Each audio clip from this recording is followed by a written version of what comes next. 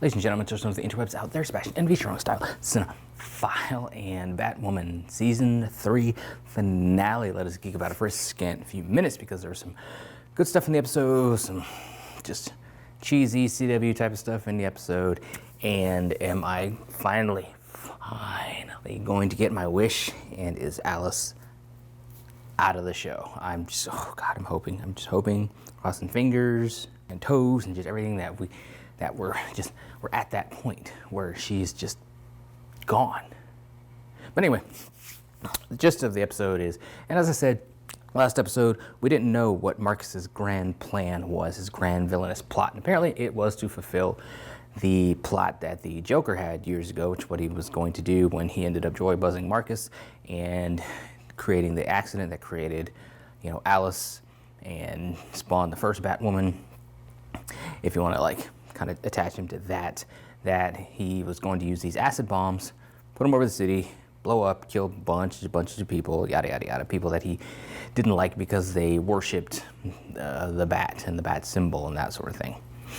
So what Marcus does is he gets on the airwaves, tells everybody he's going to reveal Batwoman's identity. They just need to be out and about in Gotham at a certain period of time. And you would think at this point in Gotham City, somebody just, whoever it is, just jumps on TV and tells you to go outside and just look up. You're probably not going to want to do that. But people are sheep. That's what they go do. So Team Batwoman schemes on ways to kind of counteract that, kind of get people back inside. They end up using a bat trophy, one of Penguin's umbrellas, hypnotize people, and get them to do that while Marcus is flying around in the bat blimp. And of course, beginning of the episode, they kind of hemmed and hawed, went back and forth over the joy buzzer and who to give it to, because Mary wants to give it to Alice. Ryan wants to give it to Marcus so she can have her brother back. Mary's just for whatever reason, she shows up at Arkham and you see Alice with a DIY, shocking mechanism type thing she's trying to do because she's just wanting to shock herself. If she doesn't shock herself back to normal, she wants to kill herself. And just as I said in the last video, I don't care about Alice. Nothing that the writers can do, no situation they could put her in would make me give any sort of crap about Alice at this point. We don't need redemption stories. It's one of those cheesy Arrowverse things where just, for whatever reason, producers like a character and they have to redeem them. We don't need it with Alice. She's killed tons and tons of people. She killed Mary's mom, and yet she wants to save her. So they go back and forth about it. Mary's like, hey, you told me I'm not going to be sidelined anymore. I'm going to be able to use my voice on this team. This is me using my voice. So Ryan goes there. That's actually how they find out about the plan.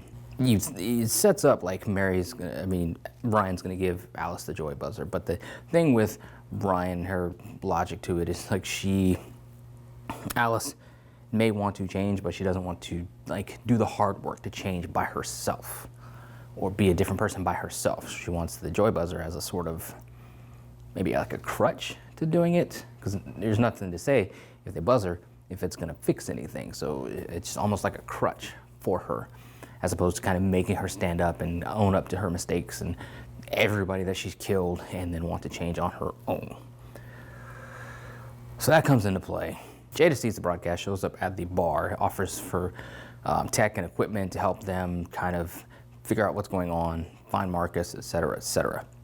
They figure out it's going to be relays from the blimp, and then later on, Ryan and Marcus do battle on the blimp, and at one point she got slammed into glass on the side, and I figured that if Alice was going to get the joy buzzer, how are they going to figure out or fix the fact that Marcus knows that Ryan is Batwoman? So once the glass got shattered, I figured they were going to struggle, fight, and then Marcus was going to end up going through the glass, falling to his death, or perceived death, because who knows if we would see a body. And of course, in comics, if you don't see a body, they're not dead. But sometimes when you see a body, they're still not dead. But that's neither here nor there. That didn't happen. It was a tease there. It was good for them because I expected that to happen. It didn't happen. They continue to fight. Fight takes them to the rooftops of Gotham. I think it was Gotham PD that they were on the rooftop of. They end up going over the side. Brian is holding on to Marcus. Marcus is telling her basically to let him go, blah, blah, blah. Then Alice shows up, helps them pull him back up, and then they give Marcus the joy buzzer. He's out. Luke, meanwhile, he gets aboard the blimp and uses his dad's AI thing to kind of do something with the controls of the blimp, and then they send it somewhere to a safe zone to blow up and thus spill acid all over everywhere. Of course, we see from the stinger at the end of the episode that it has created somebody shadowy. We saw like bones and stuff. The dude has no skin, he has just bones on his leg, on his arm. He kills a newspaper reporter. I saw some people saying on some boards that it was like Scarecrow, which I don't think that. Some people were saying that it was Blight from Batman Beyond. Derek Powers, I'm wondering if that's the thing. They said that the people connected to the show had to get permission from DC to use this character, so I'm assuming it's somebody established.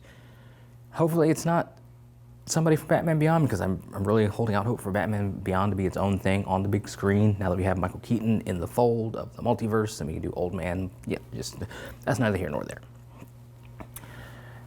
But Luke sacrifices his dad's AI to help stop the blimp, so that's done with. At the end of the episode, when everybody's making nice with each other, we see Marcus recovering. He's like, hey, how do you feel? He's like, I feel like I need my baby sister, blah, blah, blah. So they're going to be all happy and everything. Sophie and Ryan are going to be all happy and until whatever relationship issues surface for them in a presumed season 4, if we get that far. Haven't seen any word about a renewal yet. And then Alice leaves a note that says she's going to find herself.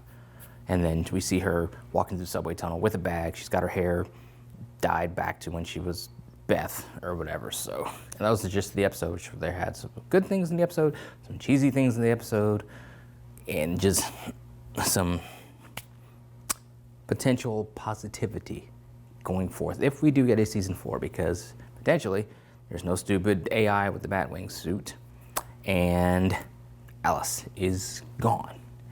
Just, I almost want to pinch myself, see if I'm dreaming. But of course, I should wait to pinch myself until season 4 comes out, because, you know, they could bring her back. But at this point, there's no reason for her to be there. She has totally lived her purpose. Her arc has come full circle. She wants to change. She wants to be a better person. She needs to leave Gotham to do that. That is fine. So just let her be. Just let her be there. If she wants to, you know, they want to have a line where Mary's like walking into a scene and then she's like, oh, I just got an email from Alice. I got a text from Alice, or, you know, I got a postcard from Alice. Whatever. Just, if you want to do it like that, fine.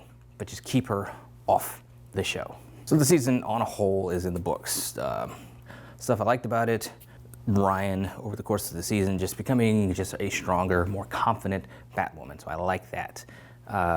Robin Givens brought some good stuff to the show as Jada. Marcus, just again, as I said in the previous video, it's just he needed to be his own thing. Having him just be a 2-bit Joker knockoff, even though he never called himself that, thankfully. Nobody called him that, thankfully. That would have just been, ugh.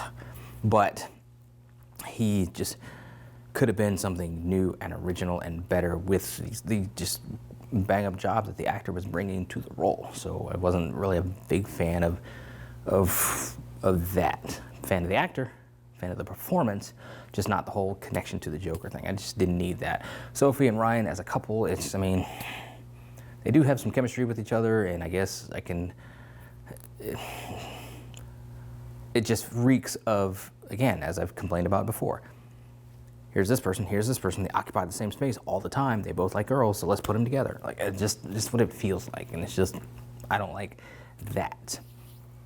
Luke's development is cool. I wasn't digging the AI thing, so I'm glad we trashed that. So going forth for a potential 4th season, if we get it, there are some good things that the show can continue to build on to make this truly Ryan's own show. And I'm hoping that they lean into that and we don't get another knockoff bad villain. Just find some Batwoman, some true Batwoman rogues, or just invent somebody new and cool and good for Batwoman, for her specifically. If they do that, it can be a really good season 4, I think. But it remains to be seen if they actually do that, if they actually get a season 4, and kind of how it proceeds. But anyway, those are some of my thoughts on it, scattered as they often are. What do you guys think? Let me know in the comments below. Follow me on social media, something there, talk to me here. Until next time. Kate free season 4, Alice free season 4. Just let it happen. I'll just geek.